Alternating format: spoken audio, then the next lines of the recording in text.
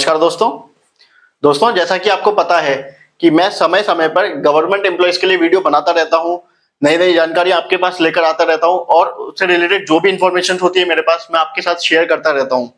दोस्तों, मेरे पास comment box में बहुत सारे लोगों के मैसेजेस आते हैं कि वीआरएस का क्या हुआ, वॉलंटरी रिटायरमेंट स्कीम क्या होती है, खासतौर से एमटीएनएल और बीएसएनएल के एम्प्लॉयज के। वो मुझसे पूछते हैं कि आपका वीआरएस पर क्या ओपिनियन है, कब आ सकता है, आएगा या नहीं आएगा। दोस्तों, आएगा या नहीं आएगा उसके रिसेंटली जो भी वीडियोस होते हैं मैं आपके पास लेकर आता रहता हूं, मैं आपको बना के देता रहता हूं। दोस्तों, हाल में जो मैं वीडियो लेकर आया हूं आपका आज के लिए, वो वीडियो ये है कि वीआरएस के सिम्टम्स क्या होते हैं। मतलब अगर किसी डिपार्टमेंट में वीआरएस आने वाला है या नहीं आने वाला है, हम कैसे पता कर सकते हैं कि वीआरएस आ सकता है या नहीं आ सकता है। दोस्तों, उसके कुछ पैरामीटर्स हैं, कुछ क्राइटेरियाज हैं जो मैंने सेलेक्ट किए हैं, जिसके बेसिस पे मैं आपके सामने वीडियो लेकर आऊंगा और वो आप अपने विवेक से ये जाने कि वीआरएस आ सकता है किसी डिपार्टमेंट में या नहीं आ सकता है। पर्टिकुलर कोई भी डिपार्टमेंट हो सकता है। जैसे हमने हाल में ही देखा कि जैसा कि हमने देखा था कि मिजोरम की सरकार ने अपने स्टेट गवर्नमेंट एम्प्लॉइज को वीआरएस दिया था और आरआईएनएल हो गया, एमटीएनएल के बोर्ड ने भी अप्रूव कर दिया है, आरआईएनएल ने भी अपने एम्प्लॉइज को वीआरएस दिया है। तो दोस्तों, डिपार्टमेंट टाइम टू टाइम पे वीआरएस लेकर आता रहता है अपने एम्प्लॉइज के लिए और ये एक विन टू विन सिचुएशन होती है। मतलब एम्प्लॉइज के लिए भी और मैनेजमेंट के लिए भी, कंपनी के लिए भी विन टू विन सिचुएशन होती है, जिसमें दोनों का फायदा होता है, किसी का नुकसान नहीं होता है। एक अट्रैक्टिव पैकेज पर वीआरएस दिया जाता है एम्प्लॉइज को और कंपनी के लिए वर्कफोर्स कम हो जाती है, तो कंपनी के लिए वो ऑपरेशनल कॉस्ट कम हो जाती है। दोस्तों, क्या है वो सिम्टम्स, हम कैसे पता कर सकते हैं कि किसी डिपार्टमेंट में वीआरएस आ सकता है नहीं आ सकता है, क्या क्या सिम्टम्स हो सकते हैं, क्या क्या रीजन हो सकते हैं, आज हम उस पर बात करेंगे। दोस्तों, विदाउट वेस्टिंग टाइम हमारा टॉपिक शुरू करते हैं।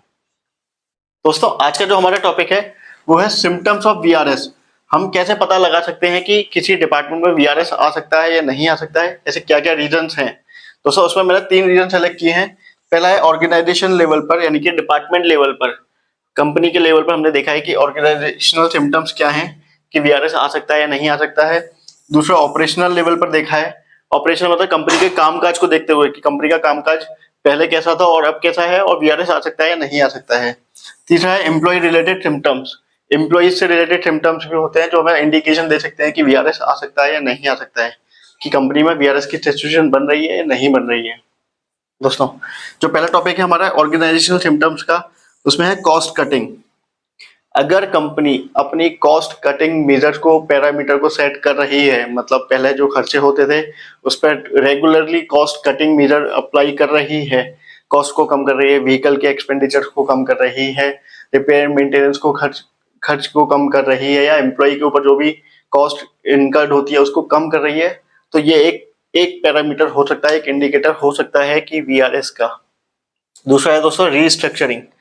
अगर कंपनी को लगता है कि हम किसी डिपार्टमेंट को सेंट्रलाइज कर सकते हैं या डिसेंट्रलाइज कर सकते हैं या रीस्ट्रक्चरिंग कर सकते हैं, अगर कंपनी इस तरीके से सोच रही है कि जो उसका जो रीस्ट्रक्चरिंग प्लान है, अगर कंपनी का जो एम्प्लॉइज का प्लान है, जो काम करने की जो पद्धति है, जो प्रणाली है, उसको अगर वो चेंज कर रही है, रीस्ट्रक्चर कर रही है, तो ये भी एक इंडिकेशन हो सकता है कि वीआरएस आ सकता है। तीसरा, इंक्रीज्ड आउटसोर्सिंग। दोस्तों, अगर कोई भी डिपार्टमेंट, कोई भी कंपनी अगर आउटसोर्सिंग को इनकर्ड कर रही है, आउटसोर्सिंग को बढ़ा रही है अपने काम को, आउटसोर्सिंग में होता है कि बाहर के एम्प्लॉइज जो ऑन रोल नहीं होते, जो पेरोल पे नहीं होते, उन एम्प्लॉइज को अगर हायर कर रही है, काम करवा रही है उनसे, तो कंपनी वीआरएस, ये एक इंडिकेशन हो सकता है कि वीआरएस आ सकता है, क्योंकि कंपनी अपनी जो पेरोल पे जो एम्प्लॉइज कॉस्ट है, जो एम्प्लॉय कॉस्ट है, उसको कम करना चाह रही है और आउटसोर्स में जो है एम्प्लॉइज को हायर कर रही है। ये एक इंडिकेशन हो सकता है। दोस्तों, ये 3 इंडिकेशन है ऑर्गेनाइजेशनल सिम्टम्स कि वीआरएस आ सकता है या नहीं आ सकता है। इसके अलावा दोस्तों, ऑपरेशनल सिम्टम्स। ऑपरेशनल सिम्टम्स में क्या है, पहला लॉस ऑफ वर्कफोर्स। कई डिपार्टमेंट्स में लगता है कि जो एम्प्लॉइज छोड़ के जा रहे हैं, नौकरी छोड़कर जा रहे हैं, वर्कफोर्स कम होती जा रही है, एक्सपीरियंस वर्कफोर्स कम होती जा रही है, स्किल्ड वर्कफोर्स कम होती जा रही है। अगर किसी भी डिपार्टमेंट में ऐसा हो रहा है तो ये एक सिम्टम हो सकता है कि डिपार्टमेंट अपने कई सारे एम्प्लॉइज को निकालने का सोच रहा है, वीआरएस देने का सोच रहा है। Knowledge drain. नॉलेज, अगर किसी भी डिपार्टमेंट में कोई नई भर्ती नहीं हो रही है, नॉलेज, नई फ्रेश नॉलेज नहीं आ रही है, नए लोग नहीं आ रहे हैं, और जो पुराने जो नॉलेज है, जो पुराने लोग हैं वो अगर छोड़कर जा रहे हैं, तो वो नॉलेज ड्रेन बोला जाता है दोस्तों उसे। और ये भी एक सिम्टम हो सकता है, ऑपरेशनल सिम्टम्स हो सकता है कि अगर किसी भी कंपनी या डिपार्टमेंट में ऐसा हो रहा है कि उसकी जो नॉलेज है वो ड्रेन हो रही है, तो वो एक VRS का सिम्टम हो सकता है। Third, dip in productivity. अगर किसी डिपार्टमेंट, कंपनी या ऑर्गेनाइजेशन की प्रोडक्टिविटी यानी कि वो जो काम कर रही है, वो उसको जो मेन प्रोडक्ट है वो कम हो रहा है, उसका प्रोडक्शन कम हो रहा है, उसका रेवेन्यू कम हो रहा है, तो वो एक हाईली सिम्टम है कि VRS आ सकता है। और यही है डिप इन प्रोडक्टिविटी। अगर किसी कंपनी की प्रोडक्टिविटी गिर रही है तो इसका मतलब ये हो सकता है कि कंपनी का परफॉर्मेंस कम होगा, कंपनी कॉस्ट कम करेगी और VRS को हरी झंडी दिखा सकती है। दोस्तों इसके अलावा एम्प्लॉय रिलेटेड सिम्टम्स, जो एम्प्लॉय रिलेटेड सिम्टम्स है उसमें है पहला लो मोरल। अगर आप किसी भी डिपार्टमेंट के एम्प्लॉय से बात करते हैं, कंपनी के एम्प्लॉय से बात करते हैं और आपको लगता है कि उनका जो एम्प्लॉय का मोरल है वो डाउन है, बूस्ट नहीं है, तो आपको लग सकता है कि वो किसी ऐसी कंपनी में काम कर रहे हैं जहाँ पे उसको प्रॉपर उनका मोरल बूस्ट नहीं हो रहा, और ये एक VRS का सिम्टम हो सकता है। क्योंकि एम्प्लॉय अगर मोरल नहीं होंगे, किसी भी डिपार्टमेंट की सक्सेस का जो मुख्य कारण होता है, मुख्य जो रीजन है वो होता है उसके एम्प्लॉय, उसके जो हथियार हैं वो उसके एम्प्लॉयज होते हैं, और अगर उनका मोरल डाउन है तो आप मान सकते हो कि VRS का एक सिम्टम हो सकता है ये। Reduce loyalty. अगर किसी भी एम्प्लॉय की अपने डिपार्टमेंट के लिए लॉयल्टी रिड्यूस हो रही है, कम हो रही है, तो ये एक सीधा सीधा इंडिकेशन है VRS का कि डिपार्टमेंट या तो वो आदमी छोड़ के जा सकता है, या उसकी जो काम करने की जो पद्धति है वो उतनी अच्छी नहीं रहेगी, वो लॉयल नहीं रहेगा कंपनी के लिए, और कंपनी को ही उसको निकालने का प्रयास करना पड़ेगा VRS के थ्रू। तीसरा, रिड्यूस इंगेजमेंट। दोस्तों बहुत इंपॉर्टेंट टॉपिक है रिड्यूस इंगेजमेंट।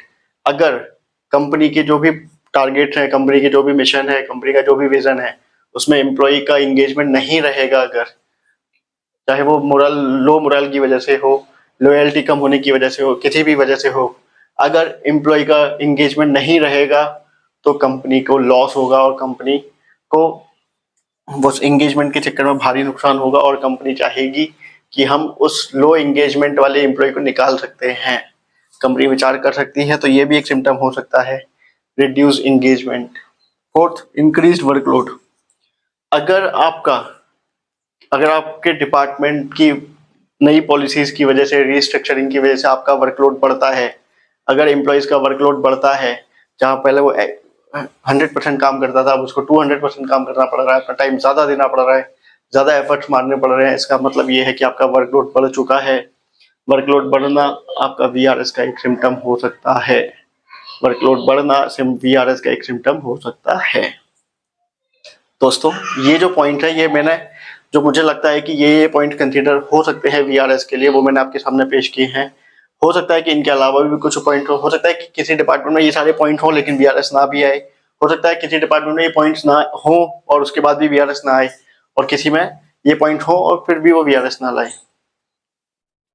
हो सकता है कि किसी डिपार्टमेंट में ये सारे पॉइंट फॉल करते हो, उसके बाद भी वो VRS ना लाए, और ये भी हो सकता है कि किसी डिपार्टमेंट में ये सारे पॉइंट्स कंसीडर नहीं करते हो, उसके बाद भी वो VRS ले आए।